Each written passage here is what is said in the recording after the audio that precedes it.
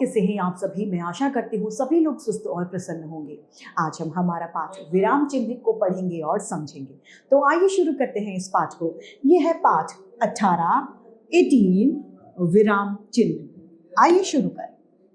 विराम का अर्थ होता है रुकना या फिर ठहरना, और चिन्ह जो लगाते हैं उन्हें लिखित रूप जब देते हैं तो वो चिन्ह कहलाते हैं। अब विराम का प्रयोग कब किया जाता है? जब हम भाषा बोलते हैं, यानी हम अपनी बात किसी के सामने प्रस्तुत करते हैं, तो उस समय हम लगातार नहीं बोलते, थोड़ा रुकते हैं फिर बोलते हैं, थोड़ा रुकते हैं फिर बोलते हैं। इस रुककर बोलने को जब हम लिखित रूप देते हैं तो ये लिखित रूप क्या कहलाता है? विराम चिन्ह। अब इसको आइए आगे विस्तार से पढ़ते हैं। विराम का अर्थ होता है रुकना या ठहरना। हम अपने भावों की अभिव्यक्ति शब्दों और वाक्यों के माध्यम से करते हैं। भावों के उतार चढ़ाव को प्रकट करने के लिए हमें अभिव्यक्ति के बाद कुछ देर विराम देकर रुककर आगे बढ़ना होता है। व्याकरण में इसी ठहराव को विराम चिन्ह कहा जाता है। रुकने के लिए कुछ विशेष चिन्ह लगाए जाते हैं जिसे विराम चिन्ह कहते हैं। यानी ये कहा जा सकता है कि लिखित भाषा में विशेष स्थान पर रुकने के संकेत करने के लिए जिन चिन्हों का प्रयोग किया जाता है उन्हें विराम चिन्ह कहा जाता है। जैसे कि रुको मत जाने दो, यानी रोको मत जाने दो, इसका मतलब है कि इसे जाने की आज्ञा है, यहाँ जाने को कहा जा रहा है। रोको मत जाने दो, यानी यहाँ पर जाने की आज्ञा नहीं है। यानी ये जरूरी है कि हम विराम चिन्हों का प्रयोग जो है वो सही जगह पर करें, नहीं तो अर्थ का अनर्थ हो जाता है। हिंदी के विराम चिन्ह यहाँ पर हमें दिए गए हैं, जिसमें पहला है पूर्ण विराम, जो कि इस तरीके से लगाया जाता है। दूसरा अल्प विराम, जिसे हम कोमा कहते हैं, यह है अर्ध विराम। चौथा है प्रश्नवाचक चिन्ह। पांचवा है विस्मयबोधक चिन्ह। छठा है निर्देशक चिन्ह। सातवां है कोष्ठक चिन्ह। आठवां है विवरण चिन्ह। अगला है योजक चिन्ह, उद्धरण चिन्ह, लाघव चिन्ह और 12वां है पूरक चिन्ह। आइए इन विराम चिन्हों को पढ़ते हैं। सबसे पहला है पूर्ण विराम। पूर्ण विराम का प्रयोग वाक्य की समाप्ति पर किया जाता है, जिससे कि ये पता चलता है कि वाक्य यहाँ पर समाप्त हो गया है। जैसे कि कल हम बना जा रहे हैं, है के बाद में हमने इसका प्रयोग किया पूर्ण विराम का, ताकि हमें पता चल रहा है कि यहाँ पर हमारा जो वाक्य है वो समाप्त हो गया। दूसरा है अल्प विराम। अल्प विराम, जिसे हम कोमा कहते हैं, पढ़ने या बोलते समय बहुत कम समय रुकने के लिए अल्प विराम का प्रयोग किया जाता है। यानी हमें जब थोड़ा सा रुकना होता है तब हम अल्प विराम का प्रयोग करते हैं। जैसे राम, श्याम, गीता और इन सभी के बीच में हमने क्या किया? अल्प विराम का प्रयोग किया, क्योंकि हमें कम रुकना था, अतः ऐसी जगह पर अल्प विराम का प्रयोग किया जाता है। अगला है अर्ध विराम। अर्ध विराम यानी आधा विराम, जो अल्प विराम से ज्यादा होता है और पूर्ण विराम से कम होता है, जिसे अर्ध विराम कहा जाता है।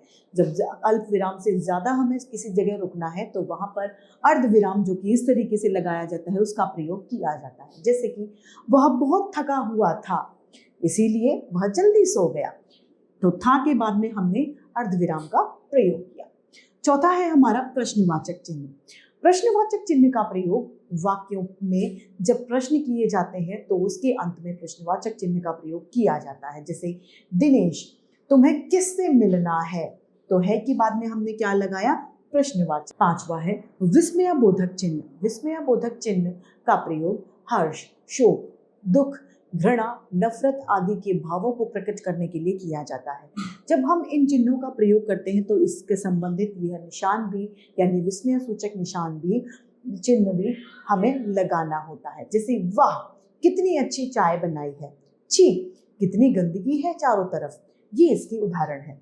छठा है हमारा योजक चिन्ह। योजक चिन्ह का प्रयोग दो शब्दों को आपस में जोड़ने के लिए किया जाता है। जैसे माता पिता के बीच में योजक चिन्ह, राम श्याम के बीच में योजक चिन्ह, हार जीत के बीच में योजक चिन्ह, यानी जोड़ने के लिए योजक चिन्ह का प्रयोग किया जाता है। सातवां है हमारा निर्देशक चिन्ह। यह योजक चिन्ह के आकार से थोड़ा सा बड़ा होता है। इस चिन्ह का प्रयोग आगे किसी विषय के बारे में विवरण देने के लिए किया जाता है। जैसे नेताजी ने कहा, देश का गौरव बढ़ाने के लिए सबसे पहले अपने चरित्र को सुधारो, इसका उदाहरण है। आठवां है उद्धरण चिन्ह। उद्धरण चिन्ह दो प्रकार के होते हैं, इकहरे और दोहरे।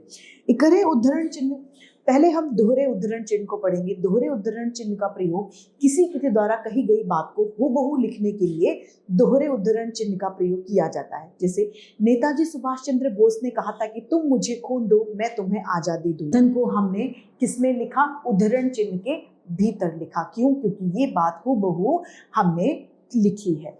अब है इसमें इकहरा उद्धरण चिन्ह नहीं है। अगला है कोष्ठक चिन्ह यानी ब्रैकेट।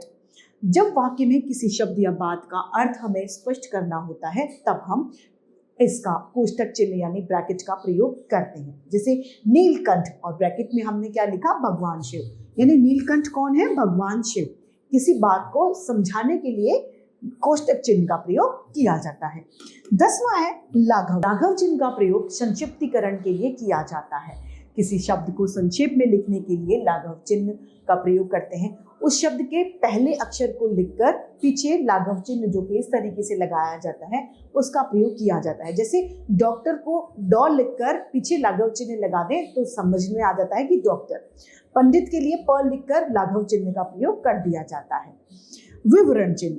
विवरण चिन्ह इस तरीके से लगाया जाता है। विवरण चिन्ह का प्रयोग वाक्यांश के विषय में कुछ सूचना या फिर निर्देशन देने के लिए किए जाते हैं। जैसे कि हिमालय से कई नदियां निकलती हैं जिसमें मुख्य है, और है के बाद में ये विवरण चिन्ह, उसमें कौन कौन सी नदियां निकलती हैं? गंगा। पुरुषार्थ 4 होते हैं, है के बाद में धर्म, अधर्म, धर्म, अर्थ, काम, मोक्ष आदि। पूर्वक चिन्ह। जब वाक्य में लिखते समय कोई शब्द हमसे छूट जाता है तब त्रुटि पूर्वक चिन्ह इस तरीके का चिन्ह लगा दिया जाता है। जब गलती से कोई शब्द छूट जाता है तो ये इस तरीके का चिन्ह लगाकर उस शब्द को ऊपर लिख दो। जैसे राम गया लिख दिया, अब दिल्ली लिखना है हमें तो इस तरीके का चिन्ह लगाकर दिल्ली लिख दिया, तो राम दिल्ली गया। तो पाठ समाप्त होता है। आइए संक्षेप में जानते हैं।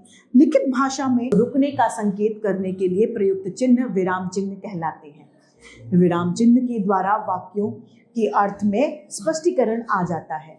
हिंदी व्याकरण के प्रमुख विराम चिन्ह इस प्रकार के हैं: अल्प विराम, अर्ध विराम, पूर्ण विराम, प्रश्नवाचक, विस्मयबोधक, योजक चिन्ह, निर्देशक चिन्ह, उद्धरण चिन्ह, कोष्ठक चिन्ह, लाघव चिन्ह, विवरण चिन्ह तथा त्रुटिपूर्ण। इसी के साथ ये पाठ समाप्त होता है। मैं उम्मीद करती हूँ सभी को समझ में आया होगा। आज के लिए इतना ही, फिर मिलते हैं। धन्यवाद।